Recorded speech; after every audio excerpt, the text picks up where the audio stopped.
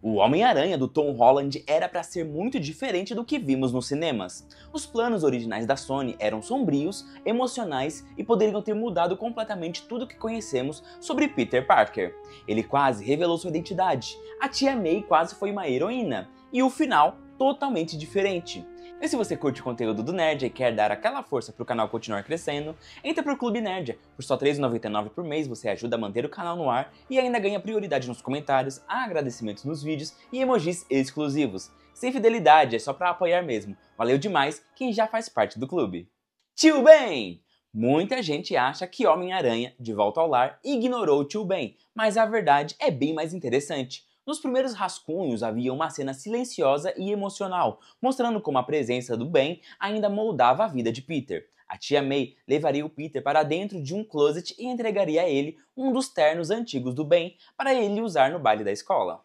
Seria um gesto simples, mas cheio de significado. Peter usaria algo que pertencia ao homem que ensinou tudo sobre responsabilidade a ele. Os roteiristas Jonathan Goldstein e John Francis confirmaram que esse momento existiu no roteiro. Eles acreditavam que a cena mostrava perfeitamente a influência duradoura do Ben, sem precisar de outro flashback ou discurso. Mas depois de várias reescritas, ela foi cortada.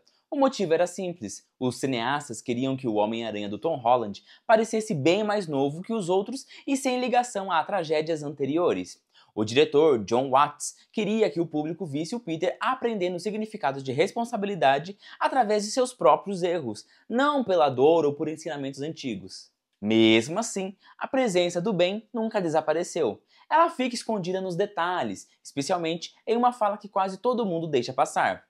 Quando Ned quase conta para a Tia May que o Peter é o Homem-Aranha, o Peter o interrompe e diz assim: ela já passou por muita coisa. Essa frase carrega todo o peso do que Peter e May perderam. É a maneira dele de protegê-la de mais sofrimento. Mesmo sem mencionar o nome do tio Ben, ela mostra que sua memória ainda guia as escolhas de Peter. Tia May! Nos primeiros rascunhos de Homem-Aranha de Volta ao Lar, a Tia May teria um papel maior e mais vibrante. Os roteiristas imaginavam ela como uma tia descolada, alguém tentando reconstruir a própria vida enquanto ajudava Peter a encontrar seu lugar no mundo. E inicialmente, a Tia May teria muito mais destaque. Havia cenas dela tentando ajudar Peter a lidar com as mudanças da adolescência, conversando com ele sobre sexualidade, sentimentos e tudo que vem junto com o ato de crescer. E não para por aí, existia até a ideia de dar a ela um pequeno arco romântico. Ela iria a encontros, teria momentos leves e divertidos e dividiria com Peter conversas sinceras sobre vida e relacionamentos. Seria uma May mais humana, mais pessoal, mais do que apenas uma cuidadora velha e preocupada. Mas, conforme a história foi tomando forma, tudo isso foi sendo descartado. A equipe criativa percebeu que cada novo conceito afastava o foco do que realmente importava, que era a jornada emocional do Peter. O filme precisava ser sobre um jovem herói aprendendo responsabilidade e não sobre a vida amorosa dos adultos ao redor dele. Uma versão mais brincalhona ou romântica da May mudaria o tom do filme. Por isso, eles optaram por mantê-la simples, estável e emocionalmente presente. Marisa Tomei até comentou que foram feitas muitos testes de várias versões da personagem antes de escolherem essa May mais discreta. E ela acredita que essa foi a decisão mais certa, porque sem precisar de um grande trama, ela virou o coração da história. Sua força está nos silêncios, nos olhares cansados, na preocupação constante com Peter. Ao cortar esses núcleos dos encontros, a Tia May não perdeu espaço, ela ganhou peso e se tornou o porto seguro de Peter, mostrando que o amor e a força às vezes falam mais alto justamente quando não precisam ser explicados. Teve também uma cena linda que nunca chegou a ser filmada, um momento heróico da Tia May. No roteiro, ela ajudava uma garotinha em apuros no bairro enquanto Peter, escondido, assistia tudo.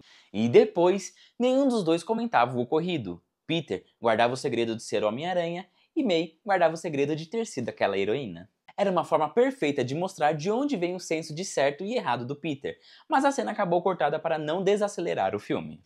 Ligações com o MCU! Uma das cenas mais interessantes cortadas de Homem-Aranha de Volta ao Lar era uma cena que deixava claro o quanto a história do Peter estava ligada ao restante do MCU.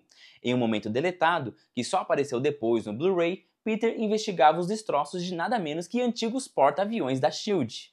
Esses eram os mesmos aeroporta-aviões destruídos em Capitão América, o Soldado Invernal.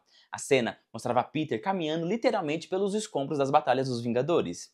Não era só um easter egg, era um lembrete poderoso de que o garoto do Queens vivia na mesma cidade que ainda carregava cicatrizes de guerras gigantescas. Mas os diretores decidiram cortar tudo. Eles queriam manter o filme pé no chão, com um clima de história adolescente e não transformá-lo em mais um espetáculo global. Tirando isso, o foco voltou para o que realmente importa, na fase inicial do Peter: escola, responsabilidades e o desejo quase desesperado de provar seu valor para o Tony Stark. E a escolha fez o filme funcionar, porque em vez de apenas o garoto que lutou com os Vingadores, Peter virou o herói do bairro, entendendo que salvar o mundo começa salvando quem está bem ali na sua frente.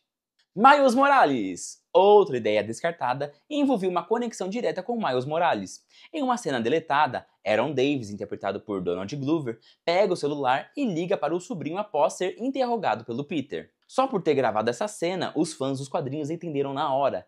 Aaron Davis é o tio do Miles, e esse detalhe simples plantava a semente de que outro futuro Homem-Aranha já existia naquele universo, vivendo sua própria vida em algum canto do Queens. É um detalhe genial, sutil e cheio de possibilidades. E mesmo que tenha ficado de fora da versão final, a cena deixou claro: Miles Morales já estava lá, só esperando a hora certa de aparecer. A aparição do Miles naquele diálogo simples com Aaron Davis explodiu a cabeça dos fãs.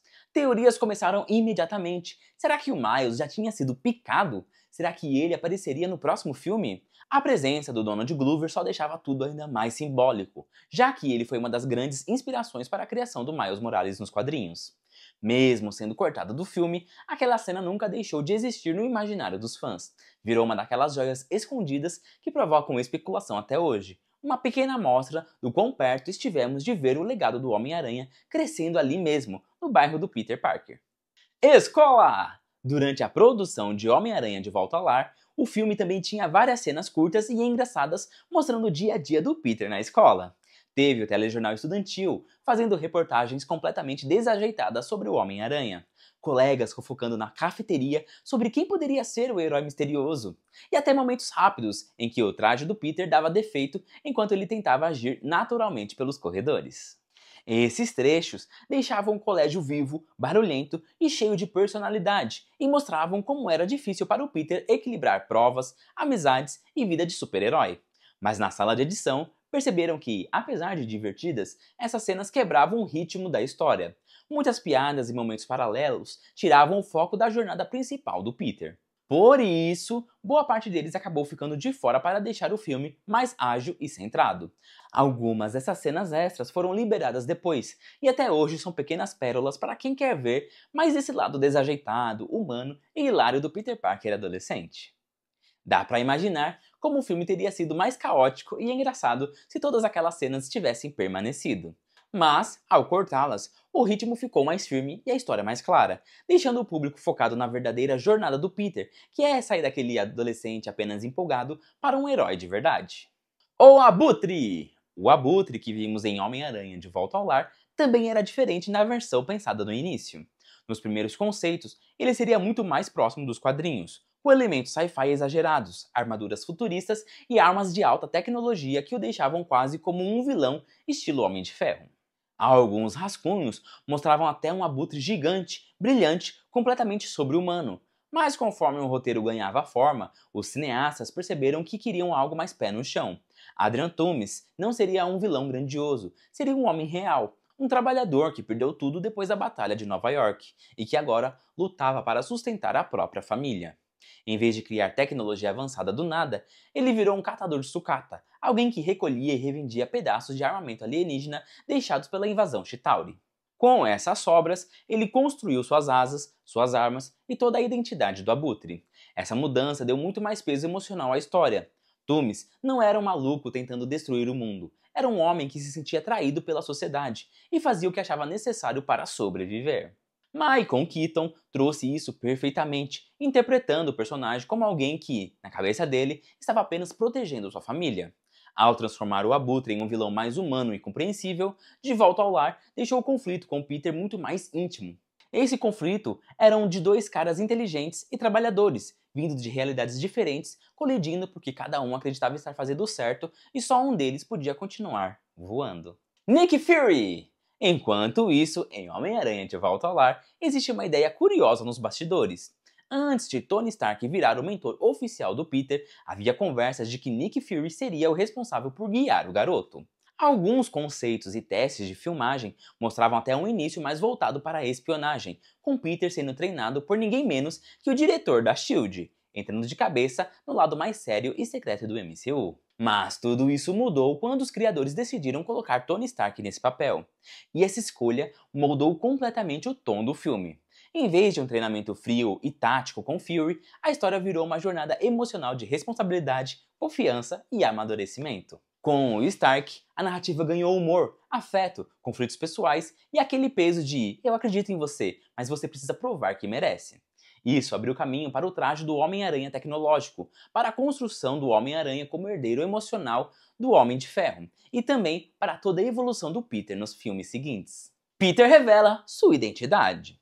Outra mudança gigantesca aconteceu no final. Em um rascunho inicial, Peter ia revelar sua identidade para o mundo numa coletiva de imprensa, dizendo: Eu, Peter Parker, sou o Homem-Aranha. Seria um final mais explosivo, focado na tentação do reconhecimento. Mas a Marvel percebeu que isso tirava do Peter justamente o que o define, o peso da responsabilidade. Então a cena virou algo silencioso e íntimo. Ele escolhe guardar o segredo, mostra maturidade e protege quem ama. Essa decisão deixou o final muito mais forte e, ironicamente, fez o choque da revelação em Longe de Casa ficar ainda mais impactante. No fim, é curioso pensar como tantas cenas, decisões e possibilidades nunca chegaram às telas, mas ainda assim ajudaram a moldar quem o Peter Parker se tornou.